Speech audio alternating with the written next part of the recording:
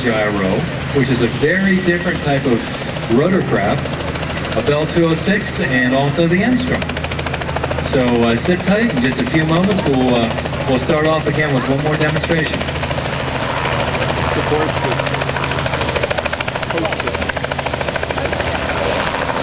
For Rotorfest 2010, we'd like to thank David Schultz Air Shows for the all-helicopter air show.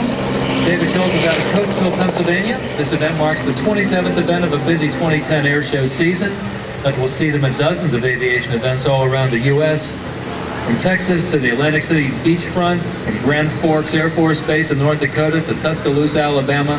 David Schultz provides the very best in aviation productions. For more information on David Schultz Air Shows, you can look at their award-winning website at schultzairshows.com. Over to your left, you'll see the helicopters providing the ride, starting to turn down in preparation for our Robinson R44. Here it comes from right to left. The Robinson R44 is a four-place aircraft. It's made by the Robinson Company, which is the largest producer of civil aircraft in the world today.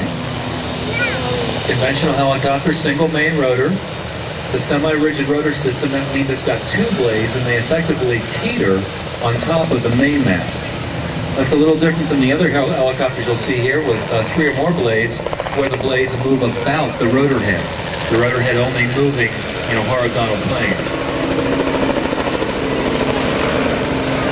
You can see it's got a tail rotor back there. That's actually technically called an anti-torque device because of the torque or the twisting moment that the engine provides to the fuselage. We know that from Newton's laws of motion that for every action there will be an equal and opposite reaction. So as the engine or the engines are straining and grunting and really trying to turn that rotor system, in this case counterclockwise, they're also inadvertently attempting to turn the fuselage nose right and tail left, or the opposite direction.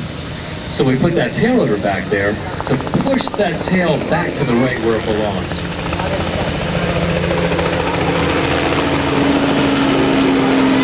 This aircraft uses a reciprocating engine similar to your auto engine. That means it's a conventional gasoline-fueled piston engine.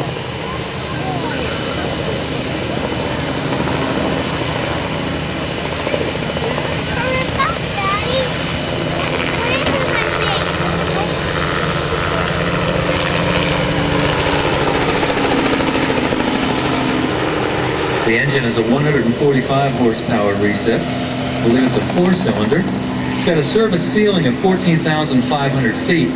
Now, as we get higher up in the air molecules actually spread apart and they're less dense. So as we get higher and higher and higher, eventually there's so little air density that the helicopter blades really can't bite into the air mass as they need to. Helicopters have gone higher, but generally you'll find them operating at 17,000 feet or below. Two people aboard the Robinson today.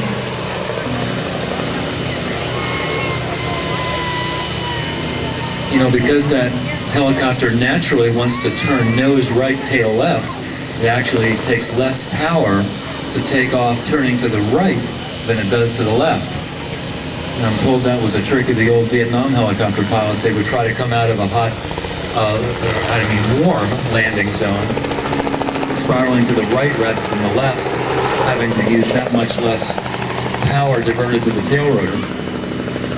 When you think about an aircraft like the Boeing series, the CH-47 we have parked up there with the Army National Guard, in a way it makes a little more sense for a helicopter design because they're not having to divert any energy to the tail rotor. They're using all their energy for lift.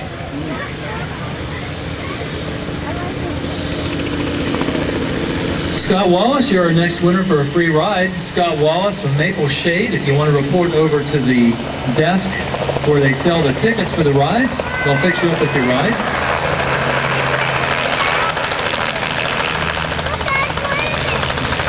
Robinson coming in for a landing.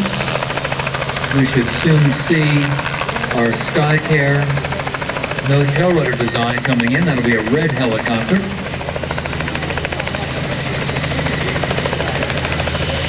Remember we talked about the need for